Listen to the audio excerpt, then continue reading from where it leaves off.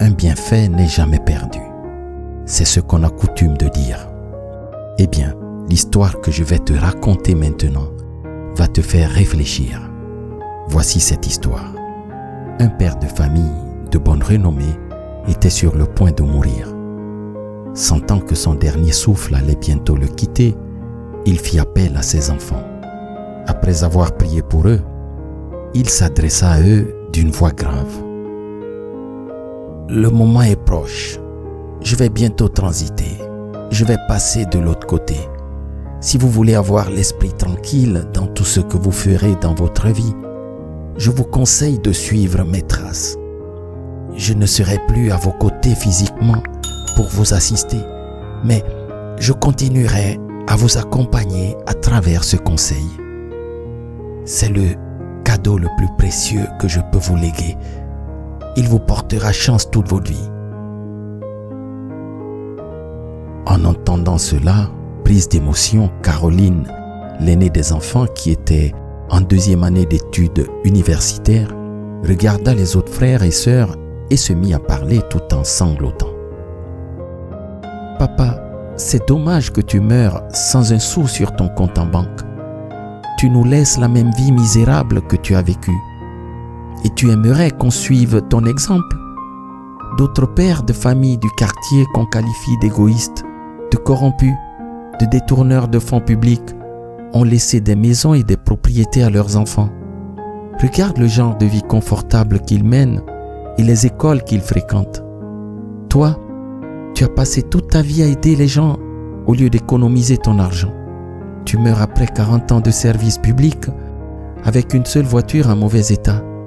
La seule distinction que tu possèdes dans cette pièce, c'est la médaille d'honneur du travail que tu as reçu en guise de récompense pour tes bons et loyaux services à l'État.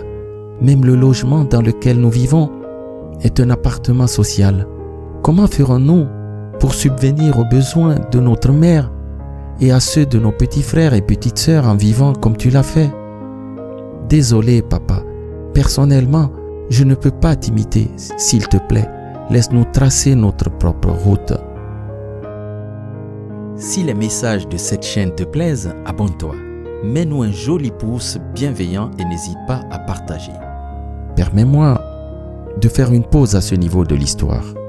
Je ne sais pas si tu as eu un jour l'impression que mener une existence honnête n'en valait pas la peine, que les autres, ceux qui t'entourent, ne reconnaissent pas la valeur d'une vie intègre. Tes amis ou tes collègues d'école se sont enrichis sauf toi parce que tu as d'autres convictions, d'autres valeurs. La vie est ainsi faite.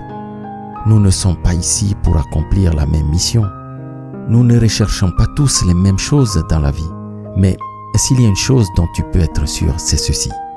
Ce que tu sèmes avec le cœur finit toujours par porter ses fruits tôt ou tard. Poursuivons l'histoire. Quelques jours plus tard, le père rendit l'âme. Puis, 3 ans après, Caroline termina son master. Elle postula pour un emploi et passa un entretien dans une multinationale. La commission d'entretien avait déjà retenu un candidat pour le poste très convoité, mais elle voulait accomplir la formalité d'interviewer tous les candidats de la liste. Dès que Caroline s'assit devant le jury d'entretien, le directeur des ressources humaines parcourut son CV.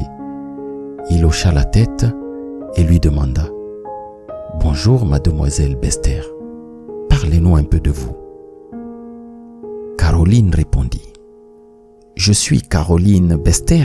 Mon père, feu John Bester, termina sa carrière comme inspecteur régional des impôts.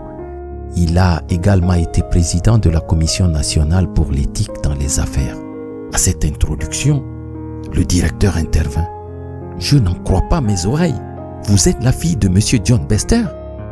Qu'est-ce que la vie réserve des surprises ?» Il se tourna vers les autres membres de la commission et dit « Je dois vous raconter.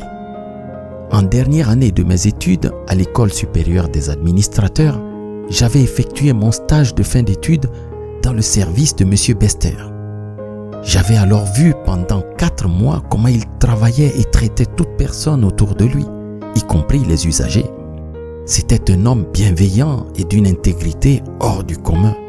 Non seulement il m'aida à corriger mon rapport de stage, mais en plus, il fit une excellente lettre de recommandation qui m'a permis d'être là où je suis aujourd'hui.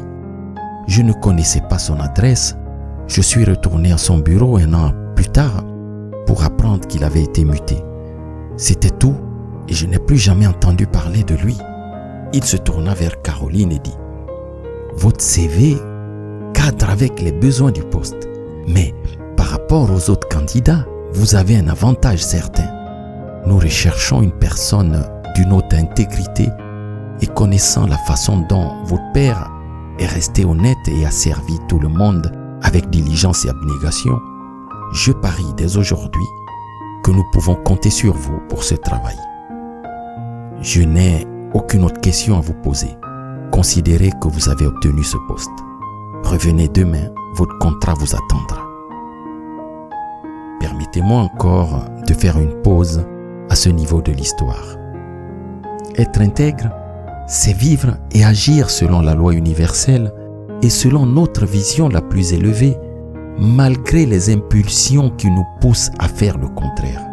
C'est inspirer les autres, non pas par les paroles, mais par l'exemple, a dit l'artiste et écrivain américain Dan Millman.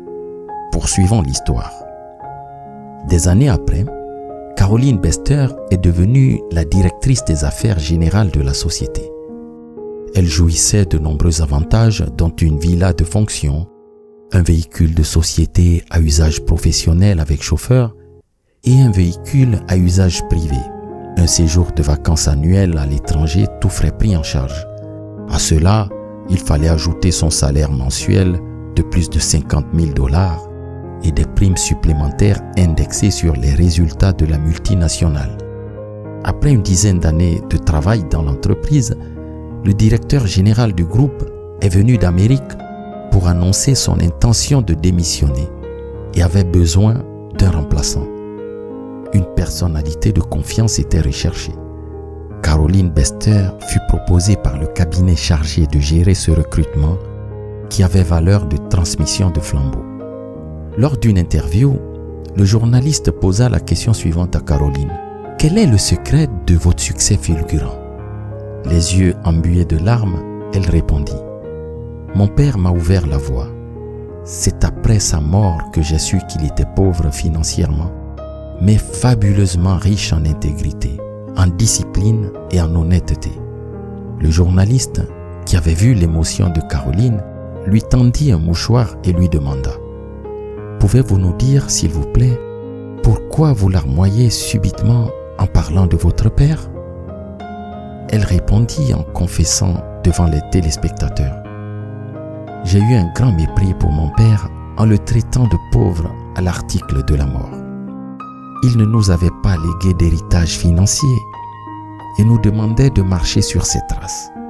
Des années après, je découvre que son honnêteté et son intégrité ont marqué positivement la vie de nombreuses personnes, y compris la mienne aujourd'hui.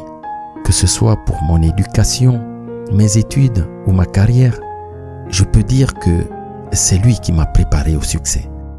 J'espère qu'il me pardonnera dans sa tombe maintenant. » Le journaliste a alors poursuivi. « Suivez-vous les traces de votre père comme il a demandé maintenant ?»